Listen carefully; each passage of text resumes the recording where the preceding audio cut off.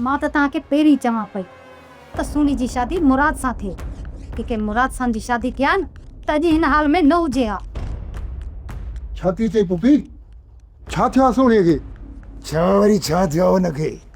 उते वो ख़ुशि खोरम लॻी पई आहे, खायो पियो टड़ लॻी पई आहे, कुझु कोन थियो हुनखे बाबा। जेकॾहिं ख़ुशि आहे त पोइ तव्हां छो परेशान आहियो?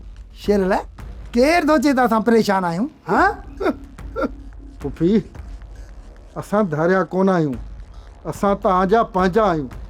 जेकॾहिं को अहिड़ो मसइलो आहे त बेधड़क चइजो असांखे।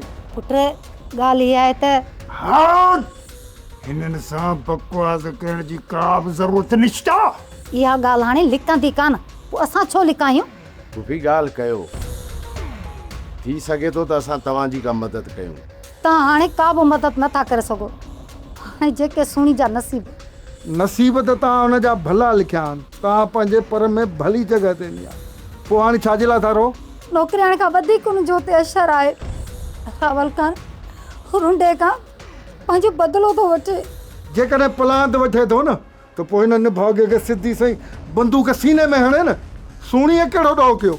बड़े तारा गोल तारा मञोसीं से तव्हां सभई नेक सीरत आहियो, बाक़ी बुरो वो ही रूंदो आहे। यार बाबा इन में कोई शक बना है? अरे बस कर बेस्ता यार बाबा। अरे यार बाबा जा पुट, अरे जेकर तुंहिंजो इहो वात खुलियो रहियो न त बेस्तनि जे साम्हूं बेस्तो थींदो रहंदे। रावल जो इहो रुखो रवैयो ॾिसी सोणी सम्झी वई हूंदी सोणीअ खे कुर्ब सिर्फ़ु मुराद खां मिलंदो था। छा तूं अञा सोणीअ सां शादी करण जा ख्वाब ॾिसी थो अञा? रावल खान जे मौत खां पोइ सोणीअ सां निकाह त करे सघां थो न मुंहिंजा प्यारा भाउ। रावल खान खे मारणु एतिरो आसान नाहे जेतिरो तूं सम्झी थो। अधा इन सनड़े सी पकड़े रावल खे मां घुमाए रखंदुसि। तूं रुगो हितां निकिरण जो रस्तो ॻोल्ह। मसलो त आहे ई निकिरण जो न, रावल खान खे मारण जो नाहे।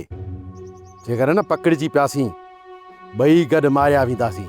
अधा जेकॾहिं असां राति जो लिकी रावल जे मथां हमिलो कयोसीं न त पोइ अंधारी जो फ़ाइदो वठी हितां निकिरी हलिया हलंदासीं।